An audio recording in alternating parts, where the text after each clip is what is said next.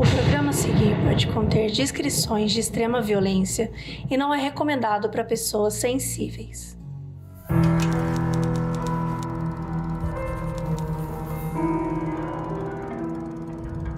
No dia 13 de agosto de 2018, a Nicole Atkinson estava tentando falar com a sua amiga, Shanann Watts. A Shanann era casada com o Chris Watts e eles tinham 2 filhas, a Bella e a Celeste. E ela tinha acabado de descobrir que estava grávida de novo. Já tinham passado várias horas e a Shanann não atendia o telefone, o que não era nada comum. Ela simplesmente sumiu. Preocupada, a Nicole foi até a casa da amiga para ver o que aconteceu. A Nicole ligou para o marido da Shanann, que estava no trabalho, e ele foi correndo para lá. Ela também ligou para a polícia. O que era mais estranho é que tudo da Shanann estava lá dentro da casa. O celular, a bolsa, a aliança, os remédios, tudo que ela sempre usava para sair de casa. O policial tinha uma câmera no peito e por isso toda a operação foi filmada.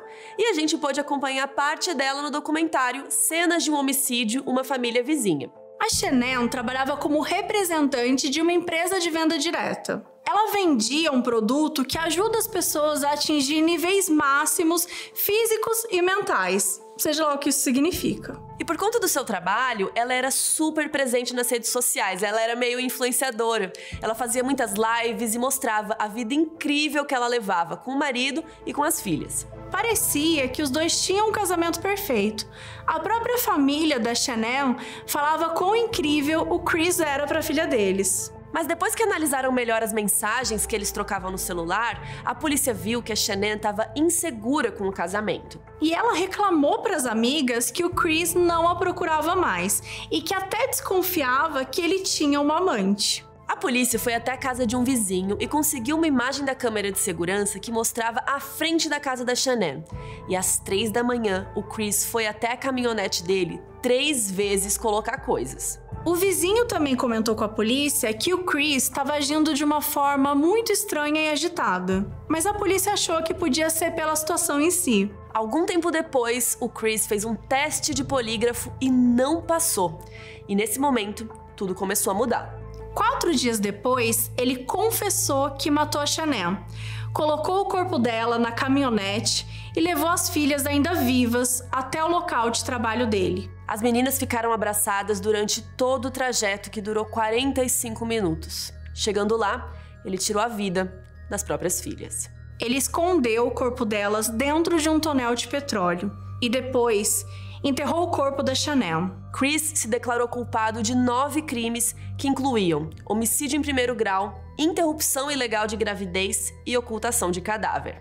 Como ele se declarou culpado, se tornou inelegível para a pena de morte no estado do Colorado. O Chris foi condenado a 5 sentenças de prisão perpétua, mais 48 anos por interrupção de gravidez e 36 anos por ocultação de corpos. Ou seja, ele vai passar o resto da vida na prisão. No documentário, não dá para entender exatamente as motivações do Chris, mas a polícia acredita que ele cometeu o crime porque ele estaria obcecado com uma colega de trabalho. Ele teria começado a se envolver com Nicole Kessinger 5 semanas antes dos assassinatos. Segundo ela, eles se conheceram em junho e ele disse que estava se separando. Quando aconteceu o desaparecimento, a Nick, que é o apelido de Nicole, ficou desconfiada e ela procurou a polícia para confessar que estava tendo um caso com ele. Ela também disse para a polícia que ela ficou sabendo que a Shanann estava grávida pela mídia, mas aparentemente a Nick não disse toda a verdade. Como a Shanann filmava tudo, as pessoas começaram a analisar cada um dos vídeos e, claro, as teorias foram surgindo. So much being said online in the dozens of Facebook groups and the tens of thousands of followers of these Facebook groups, these members.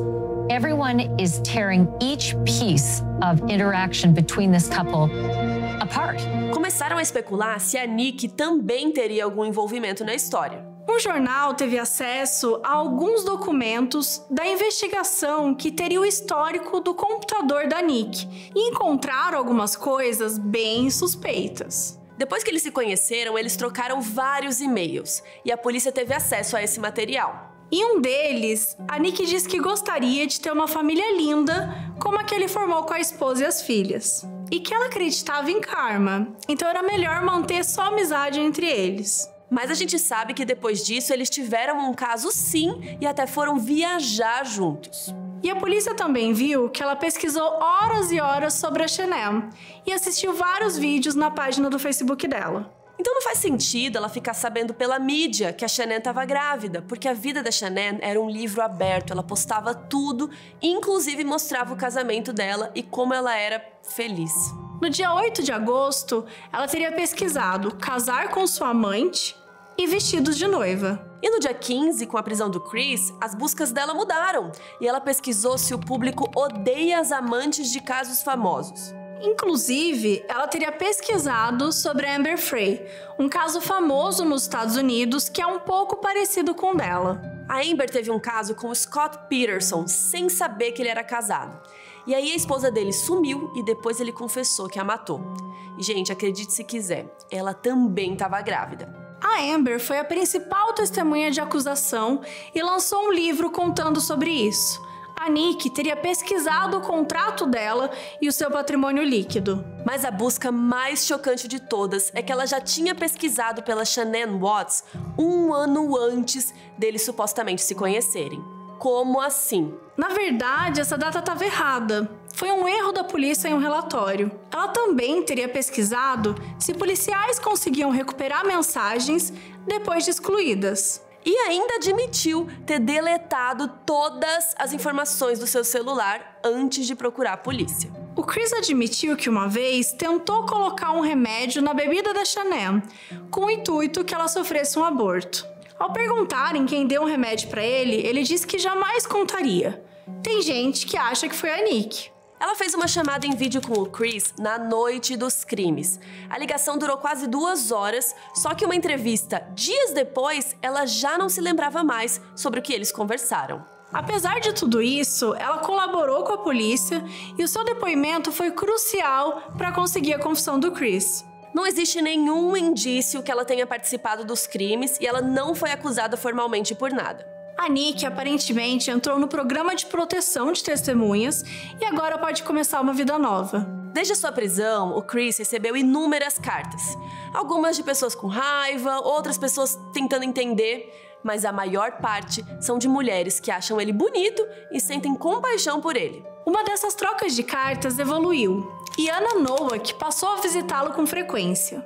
Ela afirmou em uma entrevista que o Chris disse que a Nick exercia um controle muito grande sobre ele e que ele não se sentia capaz de escapar. Depois de se livrar dos corpos, ele cancelou a matrícula da escola das crianças, ligou para um corretor para vender a casa e mandou mensagem para Nick falando sobre o futuro deles. A polícia acredita que o Chris cometeu os crimes para se livrar da sua família e ficar com a sua amante. Assim que soube do documentário, o Chris ficou chateado por não poder assistir e saber a abordagem. Ele sente muita vergonha do que fez e das pessoas terem acesso a tantas coisas da sua vida particular. Chris diz que toda vez que ele fecha os olhos, ele consegue ouvir as últimas palavras da sua filha, Bella. Assim que ela percebeu que ele ia fazer com ela o mesmo que fez com a Cici, suas palavras foram: "Papai, não." Cici first. The blanket over her head. Did she struggle at all? I think so. They went down to Bella. Tell me what happened there. She said, "What happened to Cici?" Every time I closed my eyes, I started to see her say, "Daddy, no," and that was it. I hear that every day. Ele também contou que tem fotos da sua esposa e das filhas na cela e que lê histórias para as crianças todos os dias antes de dormir. A amiga da Shanann, que ligou para a polícia no dia do desaparecimento, deu uma entrevista comentando que, na época, a Shanann nunca tinha falado sobre se separar. Ela estava feliz com a gravidez e a chegada do Nico e tinha esperança que eles pudessem se entender. Chris queria uma vida nova, mas ao invés de pedir o divórcio, ele escolheu um caminho covarde. Shanann, Bella, Cici e Nico, descansem em paz.